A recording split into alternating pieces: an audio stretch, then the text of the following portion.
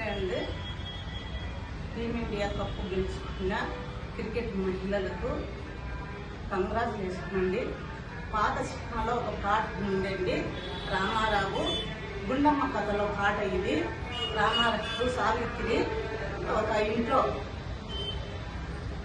సూర్యకాంత్ ఇంట్లో పని ఆవిడగా ఉంటుంది, చెత్తలో ఇన్ను అట్లా పనిగా ఉంటుంది. రామారావు పాట పాడతారండి. దానికి లేచింది మహిళా లోకం, దద్దరిల్లింది పురుష ప్రపంచం అని పాట పాడతారు ఆయన.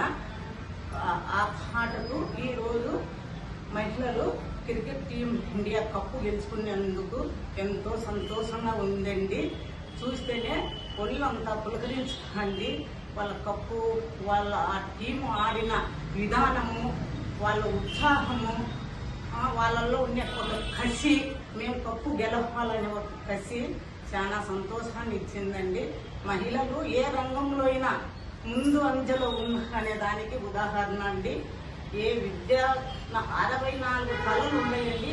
ఆ కళల్లో అన్ని కళల్లో మహిళా మూర్తులు ముందు ఉండరు, ముందు ఉండాలని కోరుకుంటానండి. నేను గురించి నాకు 60 ఏళ్ళు, 61. ఈ వయసులో కూడా నేను యోగా చేసుకుంటా, నా పొలం పనులు చూసుకుంటా, నా ఇంటి పనులు చూసుకుంటా, ధ్యానం చేసుకుంటా, 24 గంటలు శ్వాసలోనే ఉండనండి. కాబట్టి ప్రతి మహిళ ముందుకు వెళ్ళాలా, గొప్ప పేరు తెచ్చుకోవాలా. తల్లిదండ్రులకు కానీ, భర్తకు కానీ, బిడ్డలకు కానీ మంచి పేరు తీసుకురావాలా.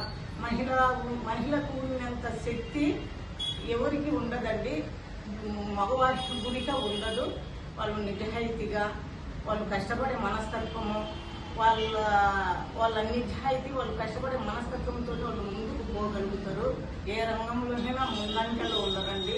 ఒక కలెక్టర్ కానీ, ఒక డాక్టర్ కానీ, ఒక ఇంజనీర్ కానీ, లాయర్ కానీ, ఏ రంగంలో అయినా ముందు ఉండరు. కాబట్టి మహిళలు జాగ్రత్తగా మసులుకోవాలి.